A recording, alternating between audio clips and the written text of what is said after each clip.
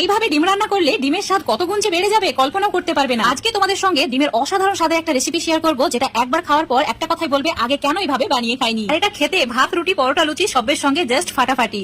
আজকের এই রেসিপিটা বানানোর জন্য আমি মাটির হাঁড়ি ইউজ করেছি, তোমরা যে কোনো হাঁড়ি বা কড়াই নিতে পারো। তো হাঁড়ির মধ্যে দিয়ে দিতে হবে জল, তাতে সামান্য পরিমাণে নুন অ্যাড করে ডিমগুলোকেও অ্যাড করে দিতে হবে। এখানে ডিমের পরিমাণটা নিজেদের পছন্দ মতো বাড়িয়ে বা কমিয়ে নিতে পারো। ডিমগুলো অ্যাড করে দেওয়ার পর চুলোর ফ্লেমটা মিডিয়াম টু হাই করে দিতে হবে। 10 মিনিট ওয়েট করতে হবে। 10 মিনিটের মধ্যে ডিমগুলো খুব ভালোভাবে সেদ্ধ হয়ে যাবে।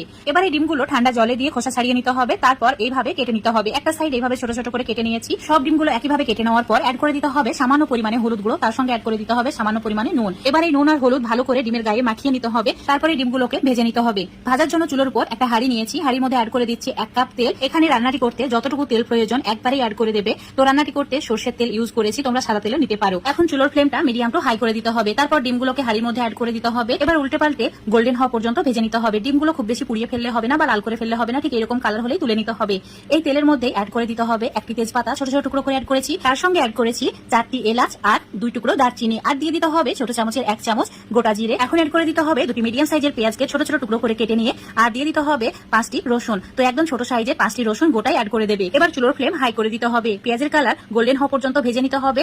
যখন এইরকম কালার চলে আসবে অ্যাড করে দিতে হবে 1 চামচ আদা রসুন বাটা। আর এর সঙ্গে দিয়ে দিতে হবে 8-10টি গোটা গোলমরিচ। এবার একটু সময় নিয়ে আবারও ভালো করে কষিয়ে নিতে হবে, যাতে আদা রসুনের কাঁচা গন্ধটা চলে যায়। তারপর অ্যাড করে দিতে হবে একটা বড় সাইজের টমেটোকে ছোট ছোট টুকরো করে কেটে নিয়ে তারপর 2-3 মিনিট হাই ফ্লেমে আবার একটু কষিয়ে নিতে হবে। টমেটো হালকা সফট হয়ে গেলে অ্যাড করে দিতে হবে স্বাদ মতো নুন। তো নুনের পরিমাণটা স্বাদ বুঝে কম বেশি অ্যাড করতে হবে। আর দিয়ে দিতে হবে 1 চামচ হলুদ গুঁড়ো, 1 চামচ লঙ্কা গুঁড়ো, তার সঙ্গে হাফ চামচ জিরে গুঁড়ো, হাফ চামচ ধনে গুঁড়ো। আর দিয়ে দিতে হবে 1 চামচ কাশ্মীরি লঙ্কার গুঁড়ো। এবার সমস্ত কিছু অ্যাড করার পর ভালো করে কষিয়ে নিতে হবে, মানে 5 মিনিট লো ফ্লেমে কষিয়ে নিতে হবে। এই সময় অল্প করে জলের ছিটা দিয়ে ভালো করে মশলাটাকে কষিয়ে নিতে হবে।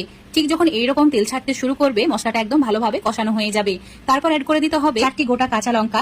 এবার একটা বাটিতে 4 চামচ টক দই নিয়েছি। ভালো করে ফেটিয়ে নেওয়ার পর এটা এখন হাঁড়ির মধ্যে অ্যাড করে দিতে হবে। আর টক দই অ্যাড করার সময় অবশ্যই চুলোর ফ্লেমটা একদম কমিয়ে রাখবে, না হলে অফ করে দেবে। তারপর টক দইটা মেশাবে, না হলে টক দই কেটে যেতে পারে। এবার মিডিয়াম আছে 2 মিনিট মতো টক দই ভালো করে কষিয়ে নিয়েছি। কষানো হয়ে গেলে চুলোর ফ্লেমটা একদম কমিয়ে দিতে হবে। তারপর মিক্সার জারে নিয়ে নিতে হবে 1 চামচ চারমগজ, তার সঙ্গে 7-8টি কাজু। এবার অল্প একটু জল দিয়ে পেস্ট করে নিতে হবে। আর এই পেস্টটা হাঁড়ির মধ্যে অ্যাড করে দিতে হবে। এই সময় চুলোর ফ্লেমটা বাড়িয়ে দেওয়ার পর ভালো করে 1 মিনিট কষিয়ে নিতে হবে। 1 মিনিটের মধ্যে খুব সুন্দরভাবে একদম গ্রেভিটা রেডি হয়ে যাবে। এবার ভেজে রাখা ডিমগুলোকে অ্যাড করে দিতে হবে। তারপর একটু সময় নিয়ে আবারও কষিয়ে নিতে হবে। যত ভালো করে কষানো হবে এটার স্বাদ তত বেড়ে যায়, মানে খেতে দারুণ সুস্বাদু হয়। তো ঠিক দেখতেই পাচ্ছ তেল ছেড়ে দিয়েছে। এবার গরম জল অ্যাড করে দিচ্ছি হাফ গ্লাস মতো।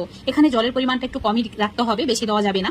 তো জলটা অ্যাড করার পর ভালো করে মিশিয়ে নিয়ে ঢাকা দিয়ে 5 মিনিট মিডিয়াম ফ্লেমে রান্না করে নিতে হবে। তোমাদের এখন 5 মিনিট পর দেখাচ্ছি, দেখতেই পাচ্ছ। এবার অ্যাড করে দিতে হবে হাফ চামচ গরম মশলা। গরম মশলা মিশিয়ে নেওয়ার পর চুলোর ফ্লেমটা লো করে রেখে 1 মিনিট রান্না করে নিতে হবে।